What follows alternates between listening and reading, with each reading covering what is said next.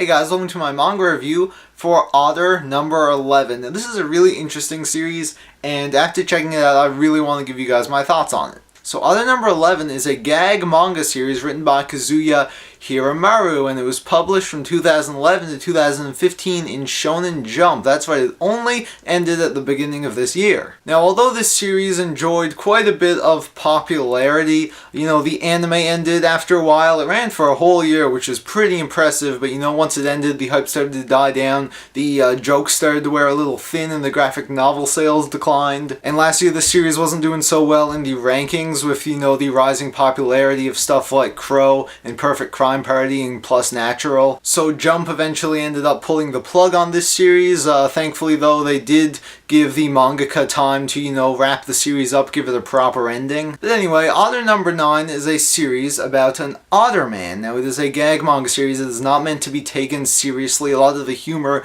comes from a type of comedy called, serious comedy, where, situations are supposed to be serious or seem serious to the characters, however, they are ironically very funny. And this works very well in this series, as it is a story about an otter man living with normal people and beating them up. And yeah, that's pretty much what the whole series is.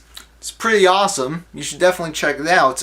The interesting thing, though, is that the mangaka, Hiramaru, was never actually into manga before he started writing this. One day he just decided, I'll try drawing manga. He tried it, and it turns out he was really good at it. So we got a popular series in Shonen Jump. Yeah, if only it were that easy most of the time. Now, like I mentioned before, this series was very popular a couple of years ago. They started selling all these, figurines and dolls that were really popular with the ladies. Yet, despite all of that, we only ever got an English release for one volume in America, and it was volume 9.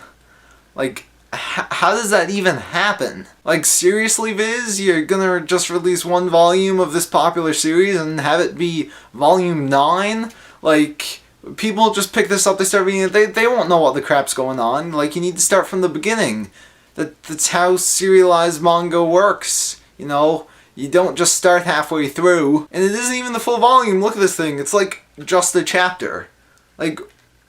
What was Viz smoking when they decided to release this? What the crap? So yeah, if you want to read this series and support it, you actually have to import the Japanese volumes. And if you don't speak Japanese, you'll have to read scans online, which is, of course, not a good way to support the series. And because this series is just so popular in the anime, friggin' everyone's seen Otter number 11, why won't they release this in America? Seriously, I'm surprised that all of these volumes have not been released yet. I mean, I think this would be the series to get, a bunch of Vizbigs and maybe a box set, all this crazy stuff. I don't even know what they were thinking. But anyway, now that Otter number 11 is over, I am looking forward to seeing Hiramaru's next work. It will hopefully be released in English, and I mean, this guy has been doing super well recently. He's making all the money. He's got a girlfriend now, so I don't think he's going to quit drawing manga anytime soon. And that about sums up my thoughts on this very, very iconic series. I mean,